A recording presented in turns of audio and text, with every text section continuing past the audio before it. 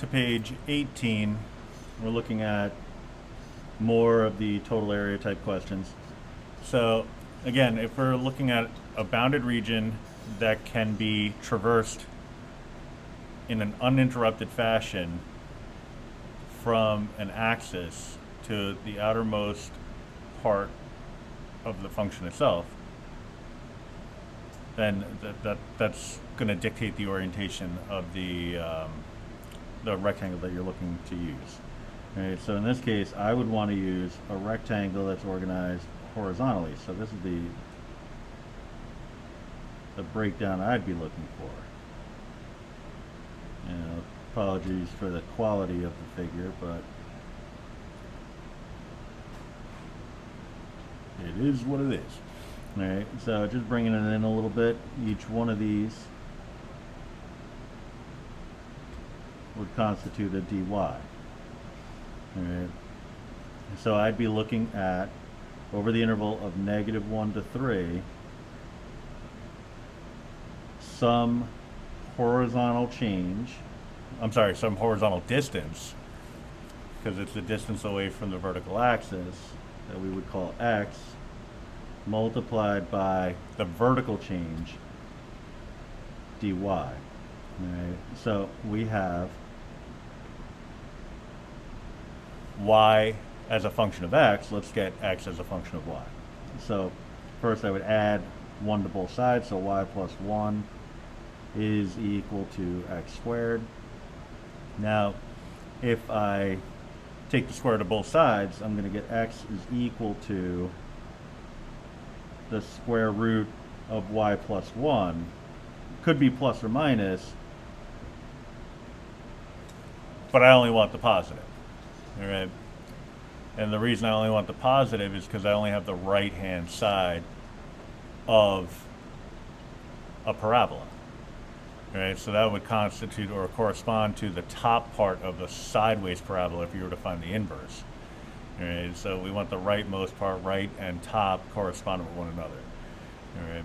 If you're ever in doubt, you could always do a quick double check. All right, and that double check could take a variety of forms. One way to do it would be to actually use some online software like Desmos. Right? So if you just type in x equals the square root of y plus 1, you'll see that it's going to give you this figure. I can just kind of bring Desmos right in. I'm going to sort of shrink it down a little bit so it fits into my recording window. So Desmos.com, go to Graph and Calculator, and for that you would just type in x equals the square root, so you get a little keyboard there, and type in the y plus 1, and you see that it's giving us the appropriate part of the graph. Alright, so I'm just going to slide this out of the frame here. So anyway, we're looking at the integral over the interval of -1 to 3 of the square root of y plus 1 dy. Alright, so in our calculators, all I'd have to do is type in, math 9, -1, go on up to 3, the square root. Now, you can use whatever variable you want, and as long as it's consistent between the argument and the change, so dy, dx, etc. So I'm going to use x just because the key is right there. Why not, right? And, oh, somehow I put a plus as my upper bound. I was destined for trouble there. So, enter. And we get this number here, about 5.3-ish. So, I'll use an approximation. 5.3. Oh, I forgot my own instructions for the problem. It said we didn't even have to do this.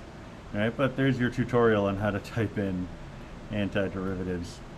Integrals, definite integrals in the calculator. While we're here, might as well talk about how to do it on Desmos, because I don't believe I've talked about that yet.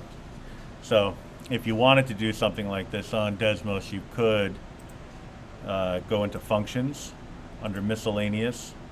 See the integral symbol? It's a definite integral, so you type in -1, you type in, hit the up arrow, type in the 3. Just whatever you put in as an integrand, make sure that goes in parentheses. And then you'll put in your, in this case, y plus 1.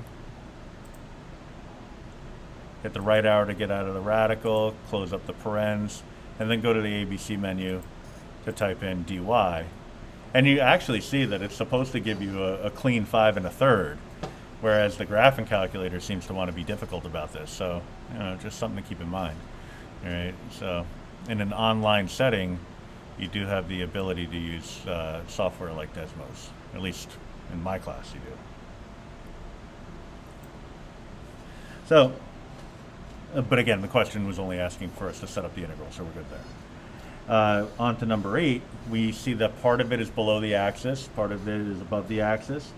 I like this shortcut where we just take the part that's below the axis and reflect it so that it's above the axis. A little bit further.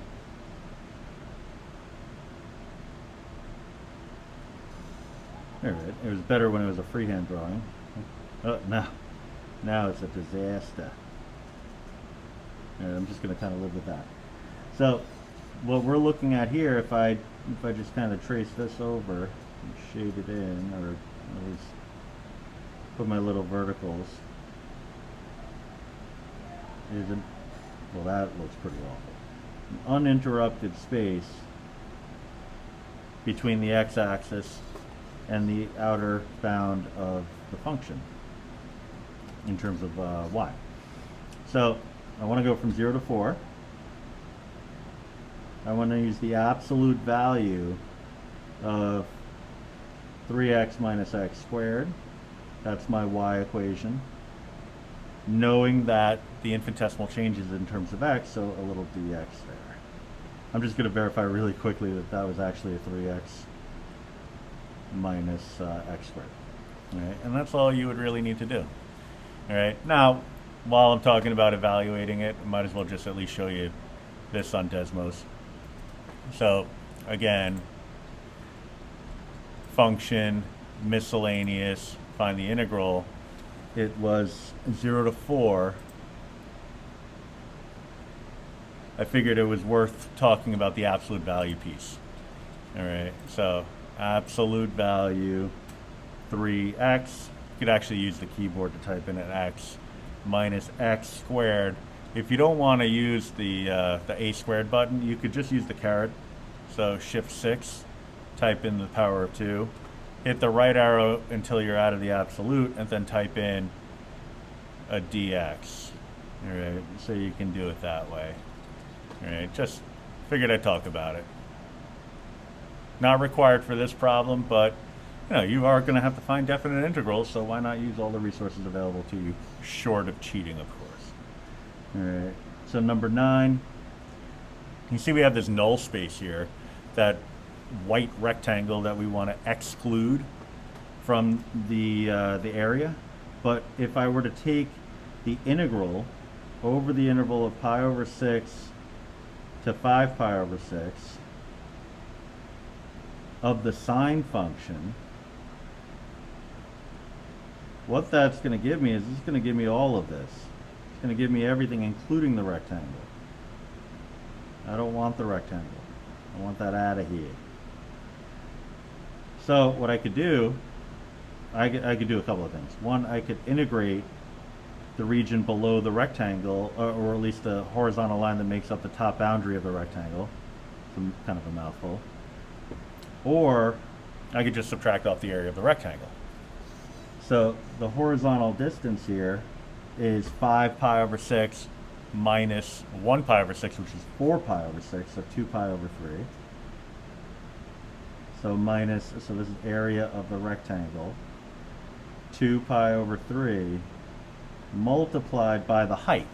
Now, whether you're eyeballing it or you're using your knowledge of trig, you should come up with 1/2 as the height. All right. Eyeballing it's pretty obvious, I think, but in terms of the actual computation, we'd be looking for the sine at the x value of pi over 6 and the sine at the x value of 5 pi over 6. 30 degrees and 150 degrees. In either case, we're talking about 1/2 for a sine function. So times 1/2. All right. So I have an integral or a sum of integrals that could be used to find the area of the bounded region, so we're good. All right. You start getting into a groove with this stuff, you recognize similarities. 8 and 10 are very similar to one another, so there's no reason to think that you would do really anything substantially different. So here, I'm kind of copying and pasting, knowing that I'm going to change pretty much all of it, but you know, we're going from 0 to 3 instead of 0 to 4. And we want the absolute value of 4 minus x squared instead of 3x minus x squared. So it actually wasn't that bad in terms of what I had to change. All right. But again, that's equivalent to saying that we're taking this piece here and reflecting it over the x-axis to make it positive, and then finding the area of just the positive pieces. So this would be excluded. All right. And then number 11, very much like I believe number 7, where the bounded region can be completely traversed from the y-axis, but things get a little dicey if you go from the x-axis. All right. So I want my rectangles to be horizontally organized. So that's my dy. All right. So I'm going to need an integral over the interval of -9 to 3 of x times dy. So I have y equals 3 minus x squared. I'm going to need to solve that for x. All right. So I'll just do a switcheroo on the x squared and the y, right? I mean, I think that's the easiest way. Subtract the y, add the x squared. So x squared is equal to 3 minus y. Then root both sides. Now, it could be another case of plus or minus, but again, it's on the right-hand side of the y-axis, so I'm thinking it's going to be just a positive. But if you're in doubt, pop it into Desmos and take a look. So it's 3 minus y. And you see, what are we looking at here?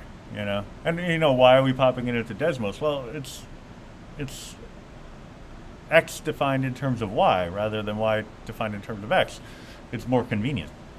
All right? It's more troublesome to do that in a graphing calculator, TI calculator. All right? So this is the part of the graph that we want. So we're in good shape there. All right? You see, if I put a negative on it, it gives me the other side. I don't want that. All right? So we are off to the races here, and so therefore the integral that would give us the appropriate area would be the integral over the interval of -9 to 3 of 3 minus y under the radical dy. And there it is.